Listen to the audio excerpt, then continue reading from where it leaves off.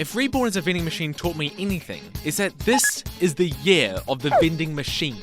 Not only this, but vending machines are statistically more deadly than sharks. Your heart shouldn't be racing when you're in the water with a jagged-toothed monster. It should be when you see the square. Who knows what it could do? What secrets is it hiding? What are its intentions? What are its emotions? How long of a combo can it do on you? But wait, I'm getting ahead of myself. What was that just now? You may be in shock and awe that I randomly have a whole ass funny game, let alone a playable vending machine. Well, you would be wrong, my good bitch. This is not a whole ass funny game, this is like a tenth of an ass of a funny game. Maybe less of an ass. A very small bite of ass. You see, while I've been doing YouTube, I've also been a nerd studying at university. This year, when we were tasked to make a game, I pondered hard about what kind of games I like. What is a genre of games I'd be passionate enough about that I'd make several videos on the topic? So I made Undertale 2. So I made a funny game. But the problem I ran into first was making a funny game hard. And I dislike programming. It is cringe and numbers scare me. Luckily for me, I found something that bypasses such cringe. It's called the Universal Fighting Engine. It's been used for such classic hits as Fight of Gods, where you can play as Jesus versus Santa, and the Among Us fighting game. The only problem is it's in Unity. Now, this wasn't a problem at the start of the year when I was like, oh boy, I can't wait to make my very own fighting game. However, as you may have heard, recent developments make Unity tough to want to continue development in. So this fighting game project will most likely be more of a proof of concept for now. A neat little thing that you can try out and be like, wow, that was a neat little thing. Yes, that's right, you can try it out. I'll be putting this game on my Patreon for the rad support tier and higher, as well as any future updates I make to it. And those of the rad confidant tier get access to a channel on the Discord server for discussing the game and giving me feedback directly. And it should go without saying that everything here is subject to change. You're getting an observation at a very early in development project. It's so subject to change that the entire game could change to a dating sim at some point. You just never know. Anything could change. It's a mystery. It's who knows? But don't hold me to this being a full game eventually.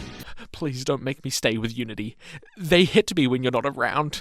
But enough preamble. Before I tell you about my absolutely genius idea to make a vending machine a playable character, let me tell you a bit more about this little project itself.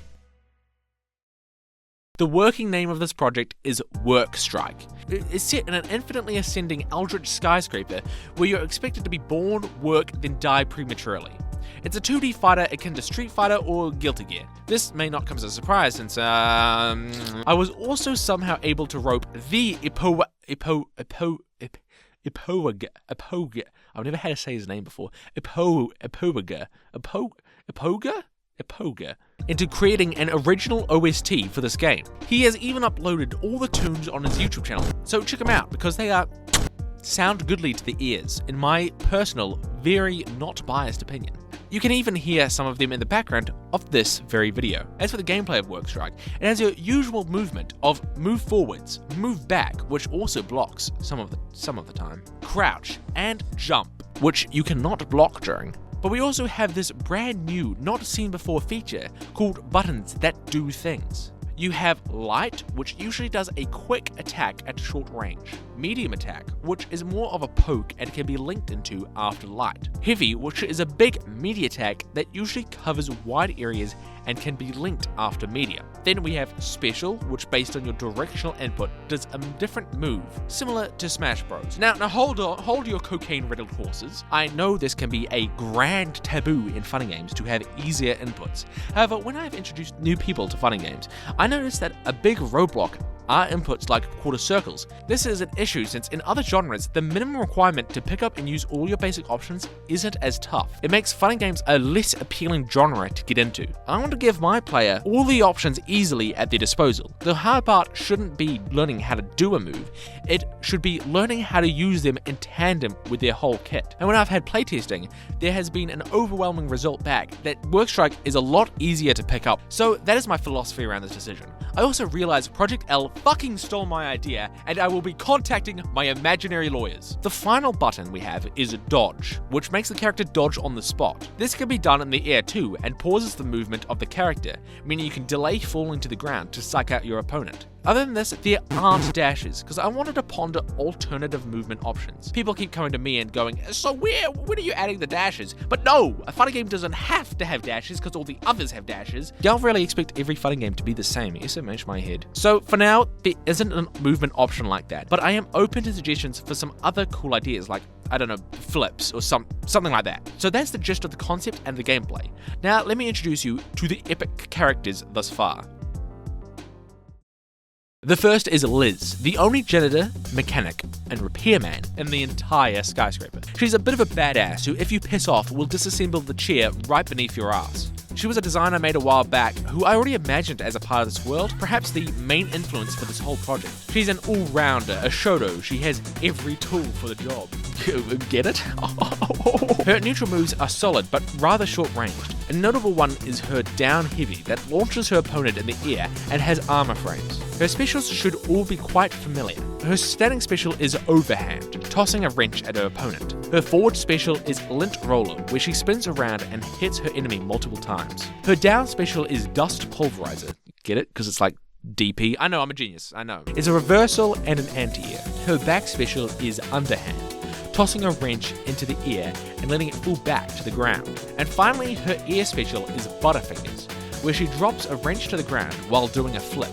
Then we have Ace, a similar accountant. He slashes the budget and cuts employees' wages. He also slices in the shape of graphs. While the splash art was drawn by me, Ace was actually designed by a local New Zealand concept artist, so check him out, a link should be in the description. Ace is a mid-ranger with moves with large hitboxes, but they're more of a commitment. Also, Red from Uzelitz was able to find a 16-hit combo with him.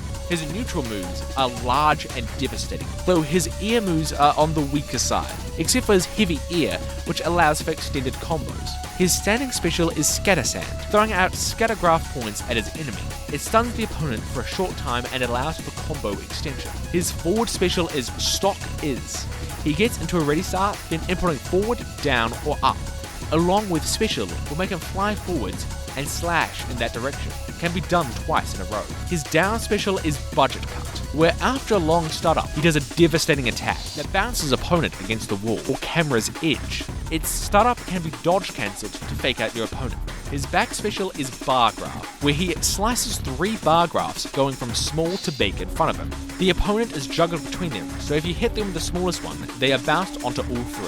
Finally, his air special is Pie Graph, where he slices around himself in the shape of a pie graph, similar to Vikin's move, except with a pie graph. It's for mix-ups and combos. The final character before we talk about the entity is Isaac Truman, the only IT guy in the entire building. Get it? Isaac Truman, IT? Look, I'm just a fucking genius, okay? You can't even compare. Bend the knee, Wormington. One of the descriptors I had for Isaac while developing him was incel, to give you an idea of this boy.